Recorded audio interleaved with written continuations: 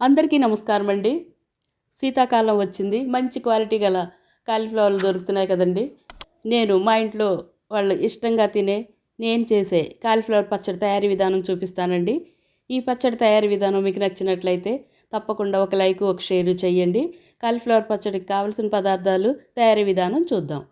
ఒక పెద్ద size cauliflower తీసుకుని దాన్ని శుభ్రంగా కడిగేసానండి. దానికి ఉన్న కాడలు ఆకులు అన్నీ తీసేసుకుందాం. ఇలా మొత్తం అన్నీ తీసుకున్న తర్వాత పెద్ద పెద్ద బంచెస్గా కట్ చేసుకుందాం.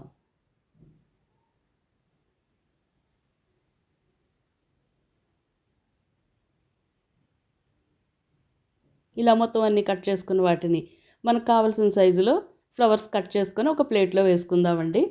ఇప్పుడు కాలీఫ్లవర్లో ఎంత బాగున్నా కూడా మన కంటికి కనిపించిన చిన్న చిన్న పురుగులు ఉంటాయి. వాటిని డ్యామేజ్ చేయడానికి ఒక పెద్ద బౌల్ తీసుకొని దానిలో కాలీఫ్లవర్ పువ్వులకు సరిపడినన్ని నీరు వేసి, నీరు మరుగుపడుతున్నప్పుడు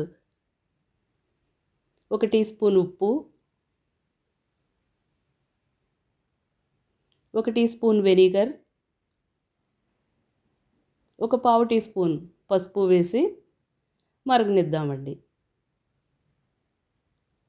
ఇలా మరుగుతున్న వాటిలో కట్ చేసి పెట్టుకున్న కాలీఫ్లవర్ పువ్వులన్నిటిని వేసి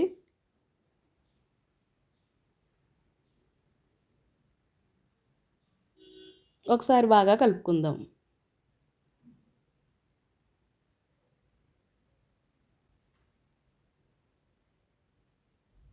ఒక్క 2 నిమిషాలకు ఒక పొంగు వచ్చిన తర్వాత స్టవ్ ఆఫ్ చేసేసి ఒక స్ట్రైనర్తో కాలీఫ్లవర్ పువ్వులన్నిటినీ తీసుకుని ఒక పొడి టవల్ మీద వేసుకుందామండి.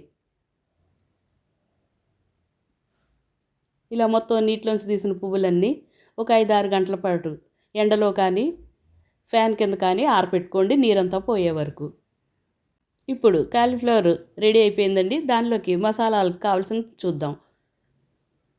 1 టేబుల్ స్పూన్ ధనియాలు, 1 స్పూన్ మెంతులు, 1.5 టీ స్పూన్లు సోంపు, 1 టీ స్పూన్ జీలకర్ర, 5 టేబుల్ స్పూన్లు ఆవాలు, 2.5 టేబుల్ స్పూన్లు కారం, కావాలనుకుంటే కారం పెంచుకోండి, 7 నిమ్మకాయలు, 1 స్పూన్ ఇంగువ, 1 వెల్లుల్లిపాయ, 1 పెద్ద కాలీఫ్లవర్ కావాల్సిన పదార్థాలు. నిమ్మకాయలన్నింటినీ రసం తీసి పక్కన ఉంచుకుందామండి. వెల్లుల్లిపాయని కచ్చాపచ్చాగా దంచి దాన్ని కూడా పక్కన ఉంచుదాం. ఇప్పుడు మసాలాలు డ్రై రోస్ట్ చేసుకుంటానికి స్టవ్ మీద ఒక కడాయి పెట్టి మీడియం ఫ్లేమ్ మీద మెంతులు వేసి, మెంతులు మంచి వాసన వచ్చే వరకు వేయించుకున్న తర్వాత సోంపు, జీలకర్ర, ధనియాలు వేసి మరి కొద్దిసేపు వేయించుకుందాం. రంగు మారి వాసన వచ్చిన దాన్ని స్టవ్ ఆఫ్ చేసేసుకుని ఆవాలన్నీ వేసి ఒకసారి కలుపుకొని చల్లారడానికి ఒక ప్లేట్లో వేసుకుని చల్లారనిద్దామండి. ఇలా చల్లారిన దాన్ని బరకగా ఇంగువ వేసి పౌడర్ చేసుకుని పక్కన ఉంచుకుందాం. అదే కడాయిలో ఒక 1/4 కేజీ వేరుశనగ నూనె వేసి బాగా వేడైన తర్వాత స్టవ్ ఆఫ్ చేసేసుకుందామండి. చల్లారడానికి పక్కన ఉంచుకుందాం. ఇప్పుడు మిక్సీ జార్లో వేసి కొద్దిగా బరగ్గా పట్టుకున్న మసాలాల్లో కారం కూడా వేసి బాగా కలుపుకుందామండి. కారం కావాలంటే మీరు పెంచుకోండి. ఇలా బాగా కలిసిన దాన్ని పక్కన పెట్టి ఒక పెద్ద ప్లేట్ తీసుకొని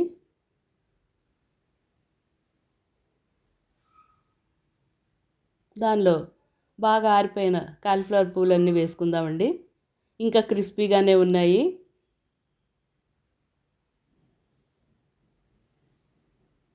ఇప్పుడు తీసుకున్న నిమ్మరసం అంతా వేసి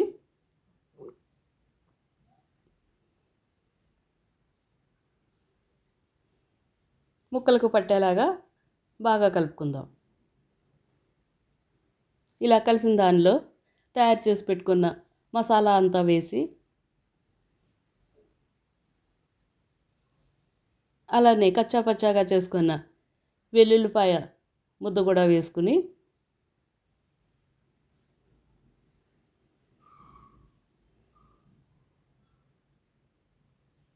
కాలీఫ్లవర్ ముక్కలకి బాగా పట్టేలాగా కలుపుకుందాం. ఇలా మొత్తం మసాలాలన్నీ పట్టిన తర్వాత చల్లారిన నూనె అంతా వేసుకుని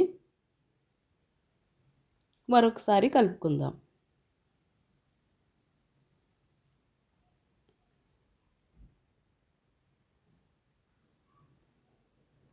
ఇప్పుడు ఉప్పు కూడా వేసుకుని మరొకసారి కలుపుకుందామండి.